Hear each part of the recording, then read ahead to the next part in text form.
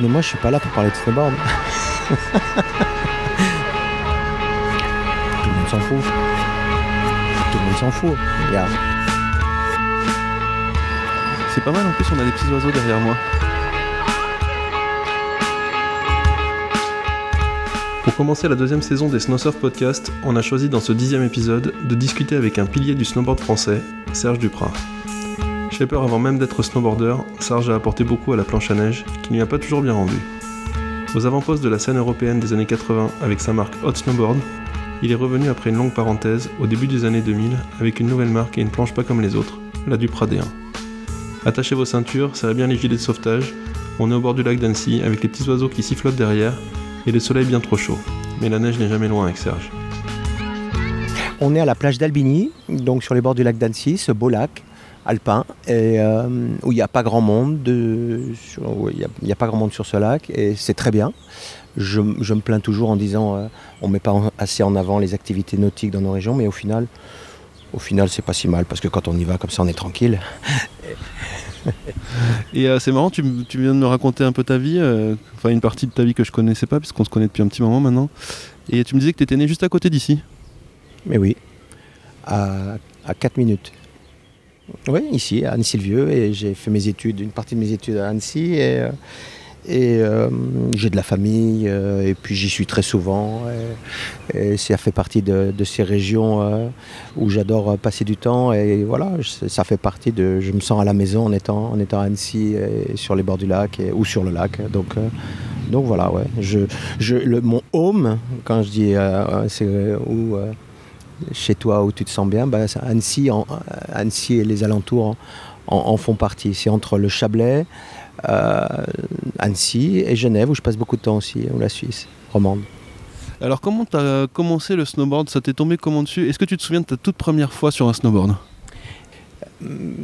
Alors, si tu veux bien, pour parler du snowboard, il faut qu'on parle d'avant le snowboard, parce que je ne suis pas venu là par opportunité pour un marché, voilà.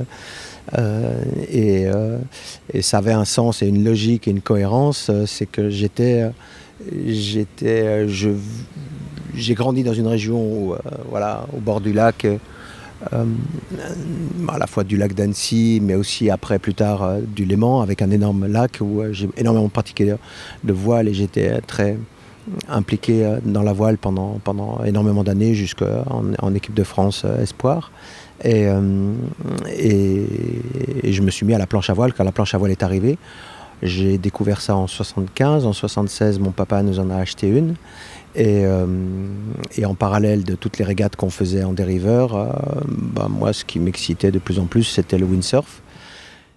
Et j'étais encore lycéen, et je rêvais que d'une chose, c'est de naviguer, c'est de faire du windsurf, c'est d'aller dans les vagues. À l'époque, on commençait tout juste. Je commençais le windsurf. J'ai connu le windsurf, ce sport qui, au début, on était sur des grandes planches à voile, et puis j'ai eu le plaisir, la chance de découvrir, de voir toute une évolution d'un sport qui a été une évolution majeure, et un sport qui, on l'a totalement oublié, mais qui est un sport qui est celui qui a fait la trace dans les sports de glisse, dans les sports de fun, dans les sports extrêmes, qui a bousculé tout ce qui était existant à l'époque. Je trouve très dommage que la planche à voile est disparue ou est baissée comme ça s'est passé, en faisant des grosses erreurs évidentes. Et le snowboard, pour le coup, a fait les mêmes quelques années plus tard. Et voilà, j'ai vécu ce sport. J'ai voulu fabriquer des planches à voile au lieu de faire des études d'ingénieur. Comme ça, j'ai arrêté. Je suis effectivement parti à Hawaï, apprendre à shaper, naviguer et tout ça. Et tous les hivers, j'allais là-bas, et j'ai ouvert un atelier, le premier atelier en France de planche à voile sur mesure, de custom made, dans les montagnes, mais avec une très belle clientèle genevoise, lausannoise, une clientèle suisse à 90%,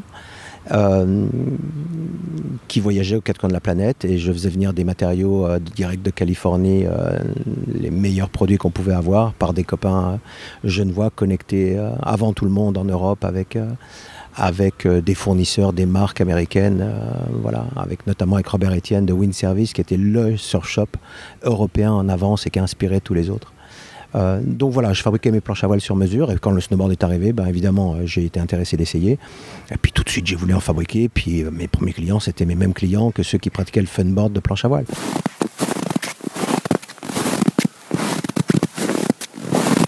Attends, pas si vite, je t'interromps direct. C'est quoi ton premier souvenir sur une planche? Quoi, en snowboard? C'est au Morclan à Châtel. À Châtel, au Morclan, dans la pente du paravalanche.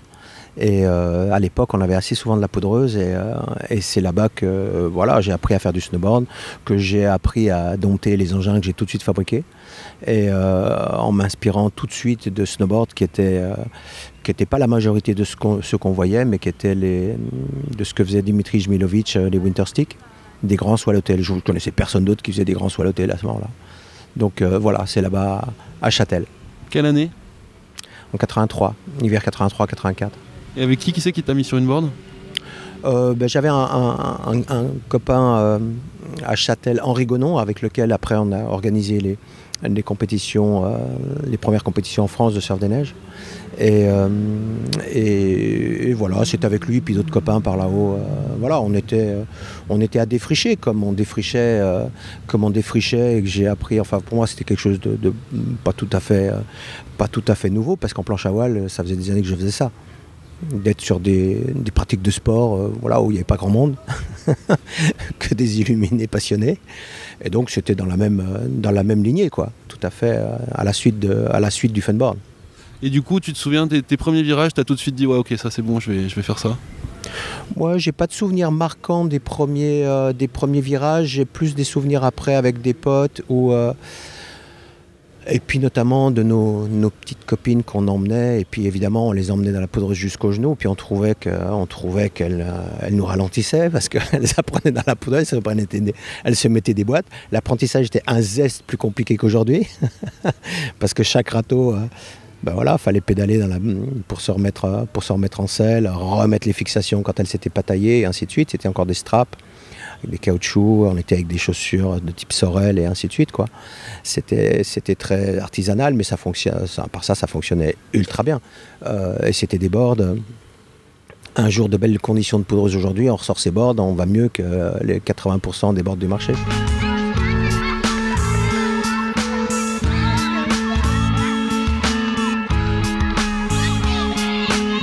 Donc c'était cohérent, c'était logique, et je suis parti de ça et j'ai tout de suite eu une clientèle acquise immédiatement. Et puis il se trouve que je les fabriquais bien dans la construction, avec du frêne massif, 32 pièces de frêne, déjà de la semelle de ski avec de l'ABS. Elles étaient chaque fois customisées à l'airbrush, chaque fois des pièces uniques, pressées à chaud avec de l'époxy de ski. J'avais la chance d'avoir à côté de mon atelier, qui était sur les hauteurs de Thonon-les-Bains, Lacroix, qui était un fabricant de ski auprès duquel je me fournissais. J'avais des copains là-bas. Et Duret, auprès duquel je me fournissais aussi, qui était juste à 20 minutes dans la Vallée Verte, auprès duquel je me fournissais pour d'autres matériaux. Donc voilà, j'ai tout de suite fait des engins qui fonctionnaient bien, qui étaient fiables, qui étaient performants, qui étaient à la pointe. Qui s'appelait déjà Duprat Snowboard? Non, il s'appelait Hot Snowboard, parce qu'à l'époque, mes custom planches à voile s'appelaient Hot Windboard. Et donc j'ai fait, après, tout logiquement, des hot snowboards. Et ça se ressemblait beaucoup de faire des planches à voile et des snowboards pour toi? Enfin, ce que tu avais appris à Hawaï pour faire des planches à voile, tu pouvais le retranscrire dans les snowboards, ou ça n'avait rien à voir, ou ça t'est venu parce que de toute façon, toi, tu avais envie de fabriquer? C'est infiniment plus simple à faire un snowboard qu'une planche à voile. Ça n'a rien à voir.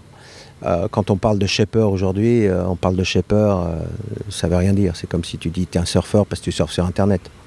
C'est pareil, c'est aussi con. Ça n'a rien à voir. On ne parle pas de la même chose. C'est le même mot, mais ça ne veut rien dire. Shaper, c'est travailler la matière. Faire une planche à voile en 3D, où tu pars d'un panneau bien plus gros que ce que tu vas tailler, ce que tu vas en faire comme produit final. En plus c'était avec des technologies ou une technique de fabrication comme les surf d'eau, donc où tout était transparent, tu vois le moindre petit graton, le moindre petit défaut du pain de mousse qui est après airbrushée et tout le reste doit être glacé. Et tu vois ça comme si c'était pas un miroir, mais une vitre transparente. C'est un énorme travail, c'est tout un art, un artisanat très très pointu. Faire des snowboards à côté, c'était de la rigolade. Par contre, alors voilà, ok, c'est technique, mais c'est infiniment plus facile.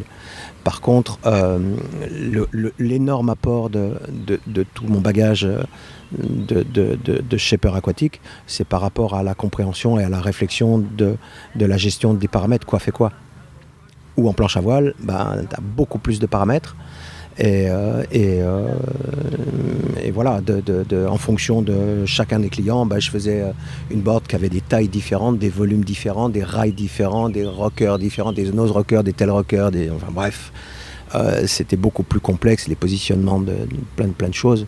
En snowboard, c'est beaucoup plus facile. Par contre, la réflexion de comment est-ce que ça fonctionne, ça m'a été extrêmement important et qui a fait que tout de suite j'ai fait des engins très vite après ces premiers snowboards inspirés des Winterstick, même s'il y avait déjà des différences qui me semblaient importantes à amener.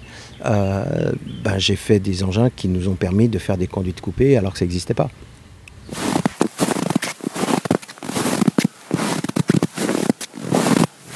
Au bout d'un moment, quand on a commencé à faire des protos en se disant bon, ça serait bien d'aller prendre le téléski, le télésiège. En même temps, on a commencé à bricoler des fixations avec des high-back, avec des spoilers. Tout d'un coup, je me suis rendu compte qu'on pouvait effectivement avoir du plaisir à faire du snowboard, même s'il n'y avait pas de la poudreuse, ce qui était un peu un truc pas tout à fait évident au début. Et pour moi, c'était exactement comme si, en tant que funboarder, windsurfer qui aimait naviguer dans du vent fort, c'était exactement comme si pendant tout l'hiver, on pouvait avoir du vent, ou tout l'été, on pouvait avoir du vent. Tout d'un coup, il y avait un sport ou une pratique, si on développait et que le snowboard se développait dans une direction de pouvoir encore plus contrôler et avoir du plaisir avec son engin quand la neige est dure, ça faisait une pratique et un sport en devenir qui m'a semblé, ça m'a semblé être une évidence. Tout d'un coup, je me suis dit, c'est un sport qui va s'installer, qui va venir, qui ne va pas être juste une pratique de quelques illuminés réservée aux jours de grosses poudreuses. Donc voilà, je me suis dit, il faut fabriquer ça comme des skis, ce qui n'était pas du tout ce qui était la pratique, ou ce qui était à ce moment-là pratiqué. Les gros acteurs à ce moment-là, il y avait déjà Burton, mais il faudra un jour regarder les choses historiques, qui a fait quoi, quand, au niveau construction, puis au niveau forme et au niveau shape. Et ça sera très très intéressant, parce que on dit ci, on dit ça, on raconte, on emballe, on réécrit l'histoire, machin, mais les faits, c'est les faits. Et il y a plein de choses extrêmement intéressantes à regarder si on regarde de près. Et moi, je suis ultra serein par rapport à ça, parce que j'ai une cohérence dans tout ce que j'ai fait. Et il se trouve qu'on a toujours été en avance par rapport à tout ce qui se faisait. Je pense, quand je dis ça au 160, qui a été le premier engin donc fabriqué par ce fabricant de skis que j'ai trouvé, quand je me suis dit il faut fabriquer ça comme des skis. Donc je me suis mis en quête d'un fabricant de skis. J'en ai trouvé un dans le Jura qui faisait pas du tout des skis ni alpins, et encore moins des snowboards, qui faisait des skis de fond. Pour fabriquer mes snowboards, j'ai énormément investi, passé du temps, quelque chose d'un peu pas raisonnable, intensif, engagé, passionné. Et on a réussi à sortir des engins qui pendant l'hiver, c'est très très souvent que je rencontre des gens qui me disent qu'ils ont découvert le snowboard sur un hot ou en particulier un 160, encore aujourd'hui. Et ça, tous les hivers, c'est sans arrêt. Voilà, on a impacté le marché quelque part et on a amené et on a fait découvrir aux snowboarders le plaisir de la conduite coupée. Et aux skieurs aussi, ça n'existait pas. Et voilà, ça c'est quelque chose, quand je dis ça, c'est pas très modeste, mais bon, voilà, il se trouve que c'est nous qui avons amené ça. C'est les Français, et dans les Français, la marque qui était à la pointe ou à tirer toutes les innovations, c'était Hot, et ça a commencé avec le 160, où à la fois il était très bien fabriqué, très solide. Il avait une super fiabilité, il avait du rebond, il avait évidemment l'écart. Les positionnements de fixation permettaient d'être beaucoup plus centrés que tout ce qui existait par ailleurs de nos amis américains, qui eux n'étaient pas du tout dans ce truc-là. Si on regarde Sims, il venait du skate, il a voulu très vite faire des tricks, des figures. On a plein de choses que nos copains américains n'ont pas eu. On a déjà des conditions et des stations qu'ils n'ont pas. On se rend pas compte de ça. On n'a pas eu le problème qu'ils ont eu, à savoir de ne pas pouvoir monter, pratiquer le snowboard. Évidemment, on a eu des endroits qui étaient interdits comme Avoria et plein d'autres stations, mais on avait aussi des téléphériques et des télécabines où on ne nous interdisait pas. Ils n'ont pas toutes ces conditions-là, ils n'ont pas toutes ces remontées-là. On était infiniment plus en avance qu'eux. Et ouais, pour revenir au 160, c'est quoi? C'est l'hiver 86-87, c'est ça? Ouais. Et je sais, pour en avoir déjà parlé avec toi, que cet hiver-là, vous partez avec Vitelli sur les courses aux États-Unis et que les mecs hallucinent. Ça, c'est un peu plus tard. 86, pas en 86-87. C'était un petit peu plus tard avec le Révolution, qui était le premier engin de carving pour le coup avec les Serge Vitelli en bas des courses, comme je te l'ai déjà dit, a commencé pour le fun à faire un grand virage dans l'aire d'arrivée. Ce Vitelli Turn, il est né là pour faire un petit peu le show et faire le con à l'arrivée. Et voilà, et la Révolution permettait de le faire et pas les autres boards. Ça ressemblait à quoi le marché du snowboard à l'hiver 86-87 quand la 160 est arrivée? Ça ressemblait à des boards qui étaient beaucoup plus courtes, qui étaient des boards avec le pied arrière tout à l'arrière, avec des boards qui n'étaient pas fabriqués comme des skis, qui étaient avec des boards qui étaient avec des V ou des arrondis à l'arrière, où ça survirait pas possible, où les gars étaient obligés de contrebalancer complètement au niveau de leurs appuis. Sur la piste, ça ressemblait à rien, c'était pas efficace, c'était pas fait pour ça. Voilà. Et voilà. Alors après, quand je parle depuis des années de Dimitri Jmilovic, ce qui a aussi qui a été retranscrit ou retransmis et qui à un moment donné, quand j'en ai parlé il y a 16 ans maintenant, un peu moins, aux Japonais, ils ont adoré l'histoire, la story, ce que je faisais avec les D1 et y compris mes références et comme ça, ils les ont reprises aussi à leur compte. Ils ont mis un éclairage sur Milovic qui est mérité.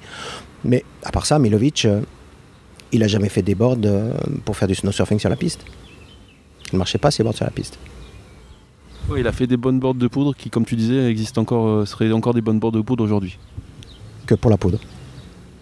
Et c'est chez nous qu'on a inventé ce qu'on appelle aussi beaucoup aujourd'hui, il y a toute cette tendance avec le snowsurfing, en tout cas la conduite coupée, qui est devenue après le carving, après l'extrême carving, et puis aujourd'hui avec ce que je fais avec mes boards où on a un mixte et un bridge, un pont entre relier ces grands fondamentaux que sont la performance en poudreuse et le plaisir de rider en poudreuse et le plaisir de la courbe, quelles que soient les conditions de neige, y compris si c'est de la glace.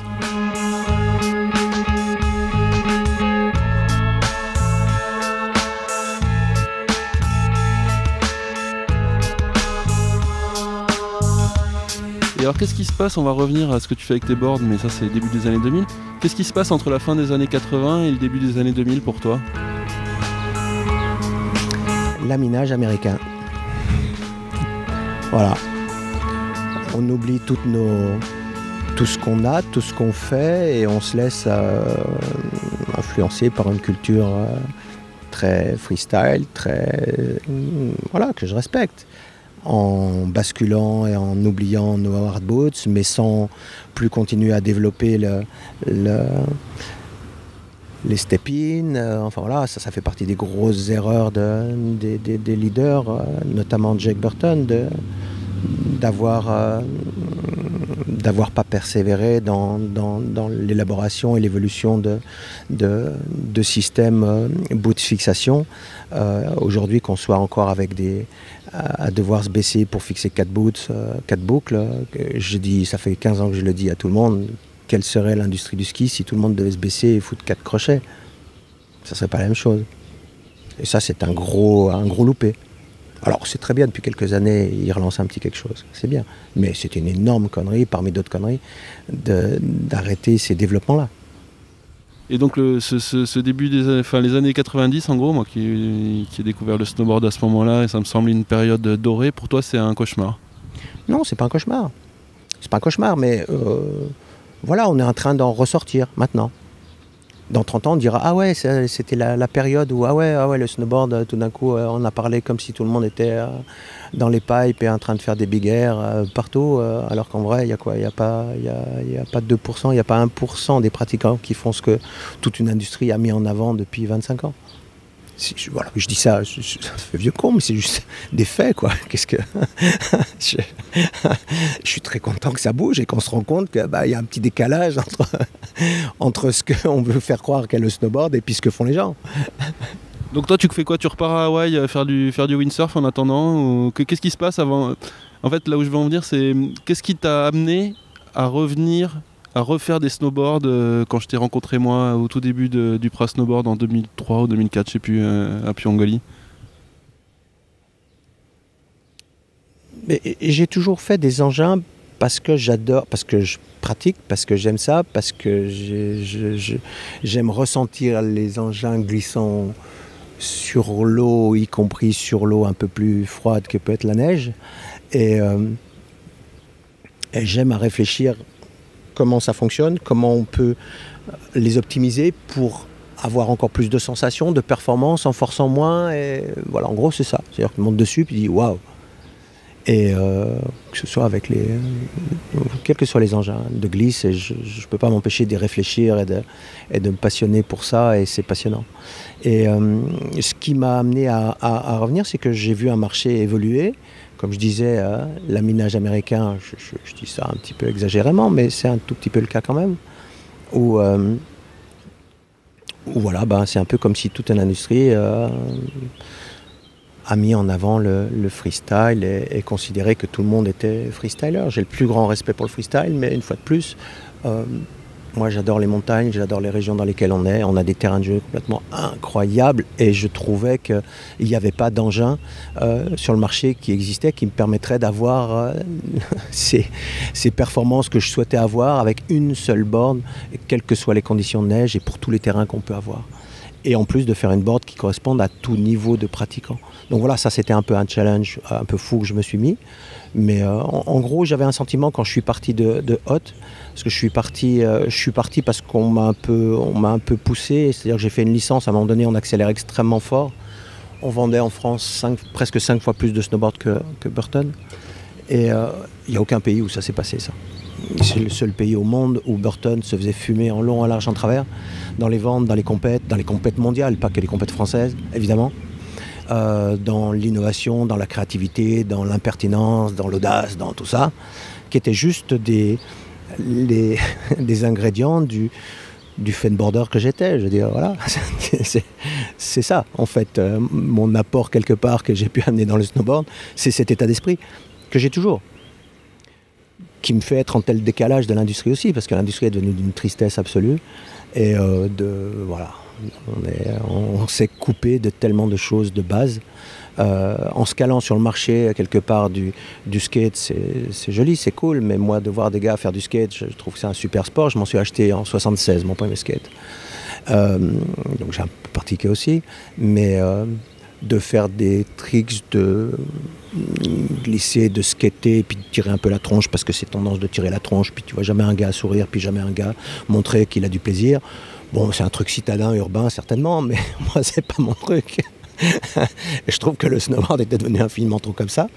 Et une industrie, voilà, drivée par du marketing. Et une industrie drivée par du marketing, les chefs marketing, ce sont des techniques qui fonctionnent pour du business, bien sûr, mais au bout d'un moment, les chefs marketing, c'est pas des techniciens.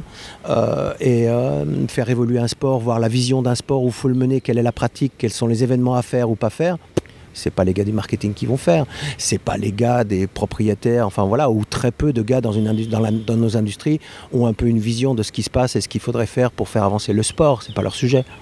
C'est triste, mais c'est comme ça. À l'époque, ça l'était. On était passionnés. Les revendeurs étaient passionnés. Ils essayaient nos produits. Et quand ils leur plaisaient, ils les achetaient.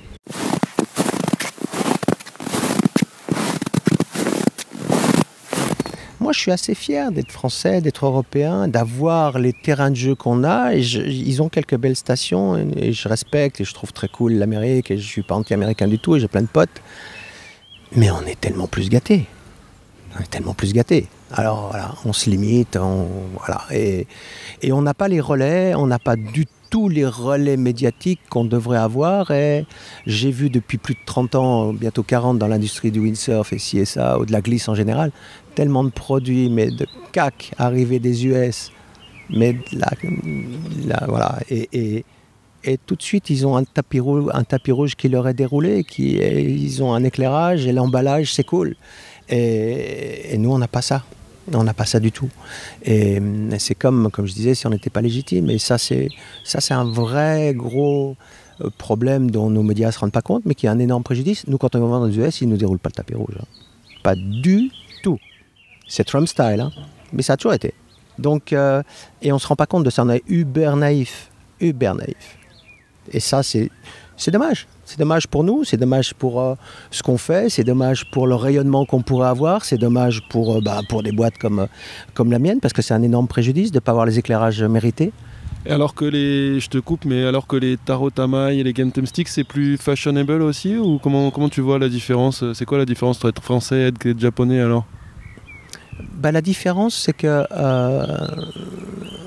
ouais, notamment parce qu'il y a un lifestyle japonais, par exemple, avec les Américains, les Japonais, quand ils ont découvert toute cette approche des D1, des origines, des références, des shapes, de la vision, ils ont adoré, ils ont basculé, ils n'y étaient pas du tout, même si aujourd'hui ils emballent en disant qu'ils n'ont jamais quitté ça c'est faux. Et n'importe qui, je mets au défi n'importe qui de me sortir une brochure ou quelque chose d'édité avant les D1 qui en parle et qui le montre. Ça n'existe pas. Ça n'existe. Après coup, bien sûr, tout existe, bien sûr. Nitro a toujours fait des boards, des swallows et mis ça en avant et ça a toujours été leur truc. Mais ça, même aujourd'hui, c'est ce qu'ils vendent avec leur quiver. Aujourd'hui, c'est une toute petite partie de ce qui les fait vivre. Et ça, c'est l'image, c'est la vitrine. Et tout ça, leur changement est tout récent. Des uns et des autres. Et alors, les Japonais, ils sont allés un petit peu plus fort pour certains, comme par exemple, tu parles de Taro Tamai. Même si ça a pris un petit moment. Mais disons qu'il y a un emballage, ils ont su faire aussi un emballage où il y a le lifestyle japonais, il y a leur poudre exceptionnelle qu'ils ont, leur paysage, tout ça qui a fait que c'est une destination prisée, et puis qu'un certain nombre de marques ont jumpé dedans et qui se sont appropriés ce snow surfing ou réapproprié ce snow surfing qu'ils avaient totalement oublié. Et pour le coup, ils n'étaient pas du tout, pour le coup, les Japonais, à l'époque, ce free carving, ces conduites coupées, c'était pas du tout leur truc. Donc voilà, aujourd'hui, c'est comme s'ils avaient toujours fait ça, vu ça. Et du coup, les Japonais ont inspiré les Américains qui, aujourd'hui, reviennent en nous expliquant bientôt comment ça marche et ce qu'est le carving. Mais bon, on l'a juste inventé. Alors raconte-moi, c'est quoi le premier dessin que tu as fait de ta D1? C'est la 160 en fait? J'essaie de revenir à ta marque d'aujourd'hui, à Duprat Snowboard. Comment c'est arrivé? Faudrait pas qu'on fasse plusieurs épisodes là. Effectivement, ma démarche, elle était assez simple. Elle était assez simple et assez naïve aussi. Parce que je me suis dit, l'industrie, je pense pouvoir amener quelque chose qui va surprendre, okay, qui est d'évidence à 180 degrés du marché, mais ça fonctionne, donc je peux revenir sur le marché et imaginer avoir un succès commercial et vivre de cette nouvelle aventure. Mais j'avais pas tout estimé comme il faut et j'avais pas du tout fait attention qu'en quelques années les motivations d'achat avaient énormément changé et on n'était plus du tout à l'époque où quand une board marchait, un revendeur l'achetait, ou quand un journaliste voyait une board, il était curieux, il essayait et il en parlait. On avait totalement quitté c'est une période révolue. Et quelque part, je n'avais pas fait attention à ça. Et puis la puissance de l'image et de la communication, le marketing, il y a plein de côtés débiles, mais ça marche. C'est des techniques et ça marche. Et un bon marketing boy pourrait vous faire tous croire, si on s'y mettait puis qu'on dit dans 2 ans je vais vous faire croire que Serge Dupras c'est une blonde à forte poitrine, on pourrait peut-être y arriver. Voilà, on est capable de faire croire des choses tellement décalées de la réalité que c'est une vraie problématique pour nous, très attachée à la vraie vie. La puissance financière qu'il aurait fallu, c'était juste impossible. Et puis la remise en question, elle était beaucoup trop violente quelque part, beaucoup trop énorme. Donc voilà, je me suis dit, ça va être compliqué et il faut tenir la distance. Et c'est de là que, on a fait tout un travail de fond, réfléchi sur les formats d'épreuves et toutes ces choses-là, ramener les bank slalom, qui sont aujourd'hui super trendy, et ainsi de suite. Et donc voilà, on en est là aujourd'hui avec ces boards qui étaient à 180 degrés du marché, puis qui aujourd'hui sont toujours à la pointe du dernier truc qui peut se faire. Un modèle qui n'a pas changé d'un millimètre dans ses formes, dans ses outlines, même si on n'arrête pas de faire plein de petites évolutions à l'interne, en construction, en technologie, mais qui n'a pas pris une ride, avec lequel on pourrait encore s'amuser à jouer pendant des années et des années. Mais ça n'a jamais existé, ça se peut pas, mais voilà, on l'a fait. Donc on n'a pas besoin de 40 boards dans sa gamme. C'était un peu l'idée de cette idée, et on en parlait tout à l'heure, juste avant, ça procède aussi d'une démarche un peu... Alors voilà, j'aime pas du tout ça, les trucs écolos, environnementaux, machin, blablabla. Bla bla bla. Il y a tellement de greenwashing que enfin voilà, c'est exaspérant, je trouve. Une démarche de dire au niveau environnemental, au niveau qu'est-ce que je peux amener comme pierre à l'édifice en tant que concepteur d'engin de glisse, eh bien plutôt que d'avoir 3 ou 4 boards dans son quiver, comme on dit, avec une board, tu fais tout. Tu te poses pas la colle aujourd'hui, je vais prendre ça ou ça. Ah ouais, j'aurais dû prendre celle-ci. Oh merde, machin. Finalement, les conditions, c'était pas ça. Tu t'en fous parce qu'avec l'AD1, tu te fais plaisir et ça fonctionne. Et ça fonctionne ultra bien dans toutes les conditions. Donc ça faisait partie de mon approche initiale. Et en plus de faire des boards, ce qui n'était pas non plus la règle à ce moment-là, en 2003, extrêmement fiable, solide, qui dure des années et des années. Et je suis le plus heureux quand... alors c'est moins souvent maintenant le cas, mais pendant plusieurs saisons, j'avais des gars qui me disaient d'habitude je pétais 2 boards ou 3 boards, et là ma D1, ça fait 4 saisons que je l'ai, elle est toujours là, et je me fais trop plaisir, et ça fait partie pour moi, ça a du sens. C'est cohérent, et ça part de ce constat un peu cul-à-praline, mais des évidences de nouveau, des choses de bon sens. Le meilleur des déchets, c'est celui qu'on ne produit pas. Tu ne produis pas 36 modèles et tu n'es pas en train de jeter chaque année le modèle de l'année d'avant. Et aussi une notion de respect de l'utilisateur final. L'utilisateur final, on est dans une industrie où il achète un nouveau modèle, et son nouveau modèle, il est nouveau pendant 3 mois, parce qu'il l'a acheté, je ne sais pas, en novembre ou en octobre, et puis dès janvier, on parle des modèles de l'année d'après. Et ça veut dire quoi ça? On est dans cette logique qui, on sait, ne fonctionne pas, ne fonctionnera pas. Et on le sait tous, puis on continue tous pleine balle, tête baissée, tout le monde est dans le train, lancé à pleine vitesse, et puis voilà. Alors c'était un pas de côté, c'est un truc trop radical pour beaucoup. Ça ne veut pas dire que je vais dire non à quelqu'un qui a acheté une D1, puis l'année d'après il veut acheter un autre modèle, ou un autre Flex, ou comme ça. Mais globalement, voilà, pour moi ça a énormément de sens, et ça fait partie de notre approche. Voilà, de ne pas changer les décos toutes les années, tous ces trucs. Je connaissais personne qui faisait ça. Bon, on a fait ça tout de suite. Alors maintenant, ok, c'est des trucs, alors ça a un nom, je ne sais pas comment ça s'appelle, pas les turnovers, les... carry-over. Carry-over, pardon. Et voilà, ouais, mais moi j'ai fait ça, voilà, ça fait 16 ans. Et c'est des choses... Au final, on parle de quoi? On parle de bon sens.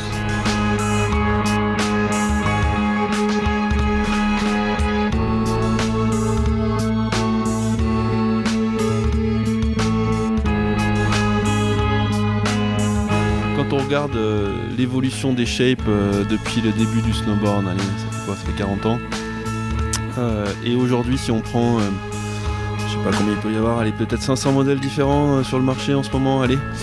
On voit quand même pas mal de shapes différents et des shapes un peu rigolos et des boards plus courts, plus larges, des boards... beaucoup de boards au nez pointu, tiens, on se demande d'où ça vient.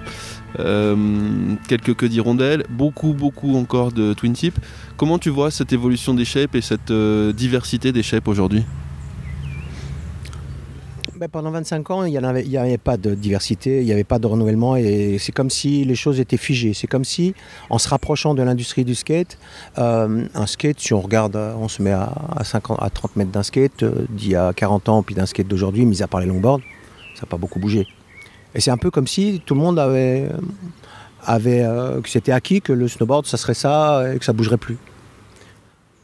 Ce qui est on aurait eu cet état d'esprit-là dans les années 80, jamais on le créait ce sport, hein. On est bien d'accord. Et ça fait partie d'une chose, un peu, c'est étrange pour moi, mais bon, rigolo, bête, mais voilà, des fois les industries sont capables d'être totalement bêtes, hein. Quand on voit comment l'industrie américaine de la voiture a pas fait attention qu'à un moment donné, il faudrait des plus petites voitures, et puis ça a fait plonger toute une industrie de la voiture, voilà, et ça faisait quand même des décennies qu'on le voyait venir. Enfin bref. Ta question c'était par rapport au shape et la diversité.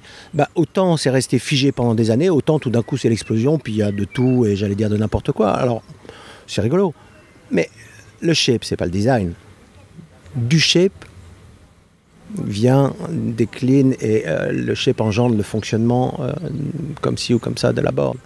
Donc à un moment donné, ça va se restabiliser. Et il y aura des choses qui vont s'affiner. Alors, est-ce qu'il y aura d'autres pratiques, d'autres ci, d'autres ça ?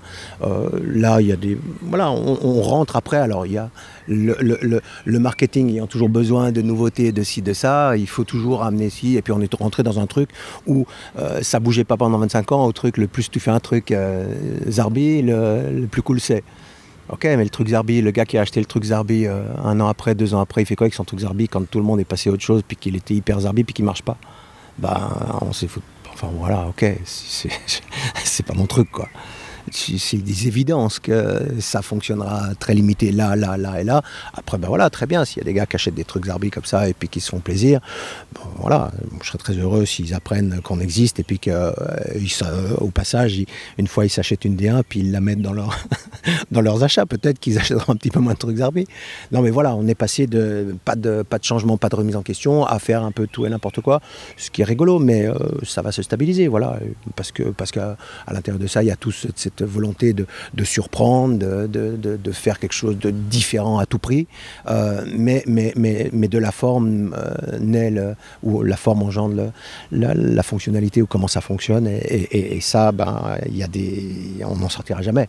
Donc à un moment donné, il y a des choses, des grands fondamentaux et des grands principes reviendront, où il y aura, comment dire, ça va se restabiliser. Je ne dis pas que toutes les boards dans l'avenir auront un look de D1, mais ça me semblerait assez logique que ça soit le cas.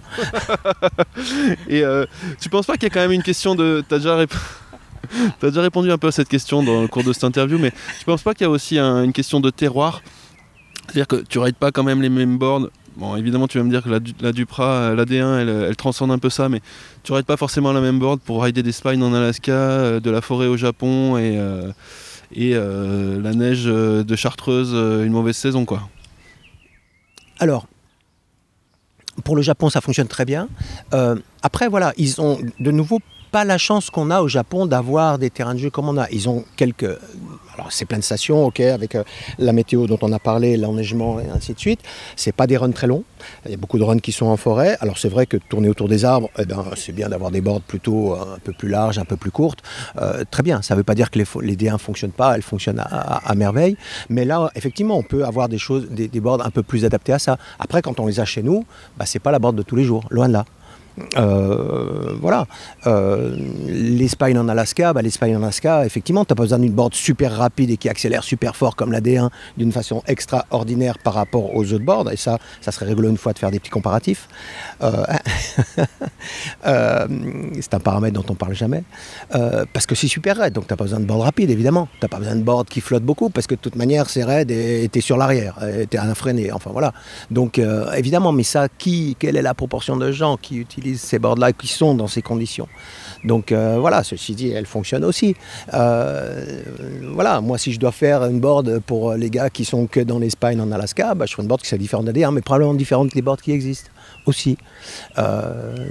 Voilà, donc c'est vraiment le shape est voilà, une cohérence par rapport au programme et à toute cette utilisation, cette diversité. Et je crois pouvoir dire, ça fait des années que je le pense, mais je pense qu'aujourd'hui on peut le dire parce que c'est quelque part ça, chaque hiver qui passe l'acte de plus en plus, on a redéfini le terme de polyvalence quelque part. Voilà. Si tu veux une board pour toutes les conditions de neige, partant du principe que tout le monde, quand il y a une tombée de poudreuse, aime aller en poudreuse, ou tout le monde, quand les conditions de neige sont de neige transformée, aime à survoler, à aller plus vite et à avoir ces sensations de surfer la neige, où là, l'AD1 se positionne encore aujourd'hui avec quelque chose de plus par rapport à toutes les boards du marché. Il y a encore quelques paramètres que les marques qui sont à notre aspiration n'ont pas encore tout à fait perçus. Et voilà, donc oui, il y a un côté local. Si tu es dans des conditions très particulières et que tu veux faire des boards adaptés à ça, je conçois très bien, pas de problème. Mais c'est pas tellement le cas chez nous. Ok, si je veux faire des boards pour des copains qui sont à Chamonix, toujours dans des couloirs, c'est pas l'AD1 qui est la board idéale pour ça. Si le couloir c'est bon gelé, il faut pas une board autant creusée. L'AD1 elle est conçue pour t'emmener dans la courbe, pour te pousser à jouer. Voilà, alors jusqu'à une certaine inclinaison, ça fonctionne magnifiquement bien. Alors ça fonctionne encore, tu peux aller faire des couloirs glacés, mais par exemple une utilisation comme ça, qui est très spécifique, où il y a très peu de gars qui font ça, c'est pas une D1 qui est la board optimale, mais il y a très peu de boards non plus prévus pour ça.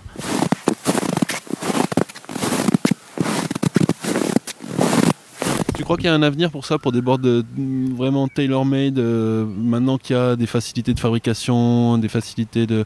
Tu crois qu'il y a un avenir pour des boards un peu plus justement personnalisés? Ce sera ça la board du 21e siècle, la future board, ou au contraire ce sera des boards comme on peut en voir chez Burton ou chez toi ou chez les majors, des boards qui correspondent au plus de monde possible?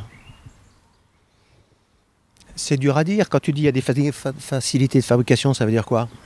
Ça veut dire que maintenant tu peux aller chez les copains en Tunisie et faire 50 boards quand avant il fallait faire des grosses commandes et c'est plus facile de faire des petites quantités. Ça veut dire que oui. Effectivement, ça ça fait partie des choses qui compliquent notre tâche, c'est que effectivement, tu fais un petit emballage marketing, tu vas voir un fabricant, tu n'as jamais fabriqué rien du tout, tu n'as aucune idée, et tout d'un coup, t'es shaper, tu as fait une gamme, et tu as une marque. Et voilà, alors je ne dis pas que c'est pas bien de se lancer, c'est pas ce que je dis, mais ça dilue, il y a encore plus de produits sur le marché, avec des gars qui ont des démarches, avec beaucoup d'emballage, marketing, blabla, blablabla, bla, bla, bla. Il y a des trucs environnementaux, des trucs, quand on connaît les backstage, je veux dire, c'est juste n'importe quoi. Mais ça fonctionne. Alors après, ça fonctionne si ces gars-là donnent un petit billet au magazine, qui sont testés, disent qu'ils marchent super bien, blablabla. Voilà, voilà. Non, mais sans tomber dans la théorie du complot, Serge, est-ce que tu penses que c'est... La théorie du complot, c'est la réalité. Est-ce que tu crois que c'est un avenir possible pour les boards, c'est-à-dire qu'on ait des boards de plus en plus spécifiques qui correspondent à des envies très spécifiques, ou au contraire, pour toi, l'avenir des boards, c'est des boards qui correspondent au plus de monde possible? Clairement, ce que tu fais, c'est la deuxième catégorie, mais est-ce que la première catégorie aurait du sens? Est-ce que toi, tu serais prêt à faire sur ton site un truc tailor-made où on paye un peu plus cher et puis on a peut-être une Dupra pour Chamonix ou une Dupra parce que je ride que des spines en chartreuse? Ouais. Oui, non, mais ça, bien sûr. Après, voilà, après, là, on aborde un sujet du sur-mesure. Le sur-mesure, tu vas jusqu'où dans le sur-mesure? Parce que le sur-mesure, c'est bien joli, mais quand tu remets en question pas mal de paramètres en un coup, soi-disant ça, t'as pas tellement de références. Moi, je vois avec nos D1 où on a fait une gamme où on est les seuls à avoir ces questions de flex comme ça. On les connaît très très bien, nos boards. C'est pas du sur-mesure, mais on est très proche d'un sur-mesure. C'est pas une board fabriquée pour telle ou telle personne, mais ce qu'on propose, c'est très adapté en fonction du gabarit du gars, son niveau, son bagage et son utilisation. Il a quelque chose qui est vraiment, c'est un fine-tuning par rapport à ce que peuvent proposer d'autres marques. Il n'y a personne qui propose comme ça des boards avec cette polyvalence, cette performance, et puis adapté vraiment spécifiquement à ce que fait l'utilisateur lambda, quel qu'il soit, X. Moi, bien sûr qu'on peut faire, on peut faire des boards tailor-made sur mesure. Après, ce sur-mesure-là, moi, je sais ce que c'est le vrai sur-mesure. Le vrai sur-mesure des custom planches à voile, il y a encore beaucoup plus de paramètres, c'est encore plus complexe. Et donc, ce que je vois comme sur-mesure de ski, de snowboard aujourd'hui, pour moi, c'est pas ça le sur-mesure. Et on a quelque chose, une fois de plus, qui s'en rapproche beaucoup.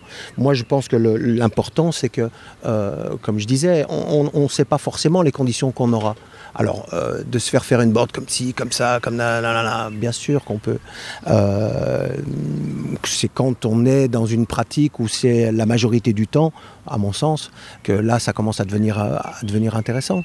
Mais il me semble que d'avoir des boards, cette démarche qu'on a, où quelles que soient les conditions, on sait que ça fonctionne super bien et qui sont accessibles au plus grand nombre, ça, c'est des paramètres qui, pour moi, sont ultra, ultra, ultra importants.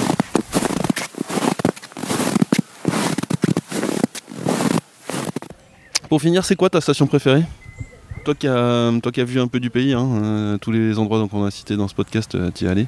C'est quoi ça reste de revenir à la maison, c'est le Chablais ?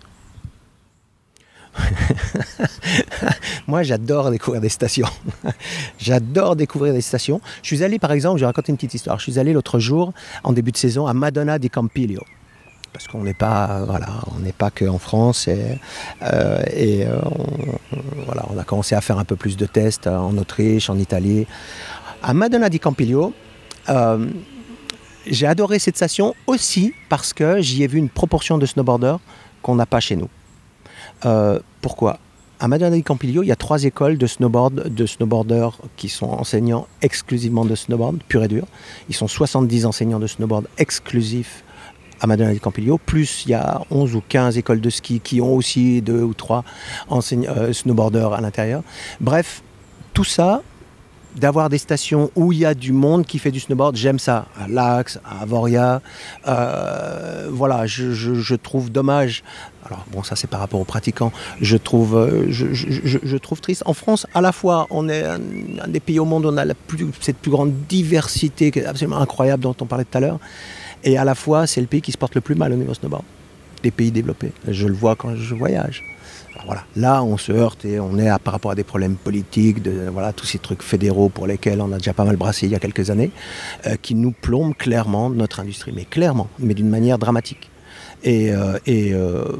Alors voilà, moi c'est une situation dont je ne me satisfais pas et je ne me satisferai jamais, mais ça nous impacte directement. Alors qu'on crée, alors qu'on a les terrains de jeu, alors qu'on a tout, et on est ridicule. Alors ça me fait assez rigoler quand je fais par exemple au ski débrief à Val d'Isère et puis que j'entends les instances, les autorités dire ah oui, alors il y a le développement, il y a la Chine et ci et ça, et puis tout d'un coup il y a quelqu'un qui dit ah ouais mais en Chine il y a autant voire plus de snowboarders machin, et puis aux Jeux Olympiques ah oui il y a plus de spectateurs qui regardent le snowboard que la descente des Jeux Olympiques en ski. Et pourtant, rien n'est fait. Et cette prise de conscience, elle n'est pas prise. Ça veut dire que ces marchés émergents qui vont s'équiper de matériel, on est de nouveau à côté de la plaque. Au niveau mondial, avec l'évolution de plein de pays qui découvrent le sport d'hiver, le snowboard a des beaux potentiels. Et ce qu'on a chez nous, on n'est pas du tout... on est le pays où ça se passe le moins bien. Alors, au niveau la station que je préfère, préfère, des stations que je préfère. Oui, moi j'aime beaucoup Avoria, Châtel, les Portes du Soleil, on est gâtés, on passe la frontière, on va manger, boire un petit coup de blanc. Il y a ce côté culturel aussi, moi j'adore, que chez nous on ait ces petits troquets, ces petits bistrots, ces petites choses que nos copains américains n'ont pas. Manger sa petite croûte au fromage du côté de Champéry. Oui, toutes ces choses-là, ça fait partie d'apprécier le moment, l'instant présent, la vraie vie, se faire plaisir avec une board qui fonctionne super bien, et puis jouer et apprécier la montagne. Et si tu veux cruiser, tu cruises, tu vas vite, tu es rapide, tu es stable, et puis si tu veux attaquer, tu attaques. Mais si tu veux cruiser, tu apprécies les magnifiques paysages dans lesquels on évolue. Et voilà, alors on est gâtés et super gâtés. Voilà, oui, j'adore. On a les Portes du Soleil juste au-dessus de chez nous, j'adore y aller évidemment. Et puis, mais plein d'autres stations. J'adore aller à Tholon-les-Mémises quand il neige bas, où il y a le lac, le Léman à nos pieds, ou à Irminte, ou à Berpoche. Enfin voilà, les petites stations ont toute mon affection. Les petites stations, quand il neige bas, il faut y aller dans les petites stations, il faut les faire fonctionner. Donc voilà, et j'aime aller dans l'Arlberg, découvrir leurs super trucs, leurs connexions. On a raidé avec comment est-ce qu'il s'appelle, Paul Gruber, organisateur de la longboard classique, là, cet événement où il y a 500 riders en même temps qui descendent une face, et on est allé rider la veille ensemble dans l'Arlberg à Stuben, une toute petite station qui est maintenant connectée à tout Lège, Zours et compagnie. Moi j'adore découvrir les endroits, les diversités, les cultures. J'adore aller à Zermatt, je vais régulièrement à Zermatt, c'est le joyau, c'est la perle de la perle, Zermatt, c'est un diamant brut.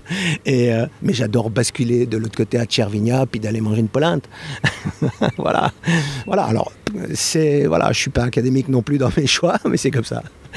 Bon, on l'a compris, t'aimes le snowboard, t'aimes la neige, Serge, c'est ça qui fait plaisir. T'aimes l'eau aussi sous sa forme la plus liquide, ce que je comprends pas très bien, mais bon, ça c'est toi qui choisis.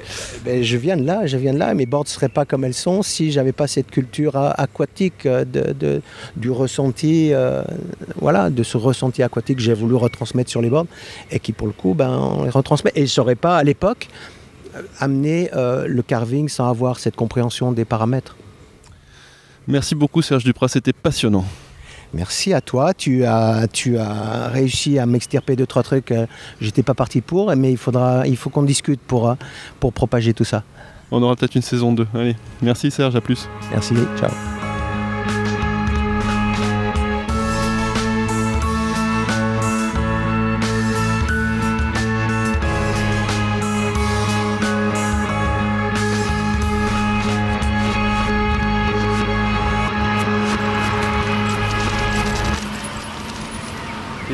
Pour quelqu'un qui voulait pas me parler de snowboard, tu m'as parlé de snowboard, hein. Écoute,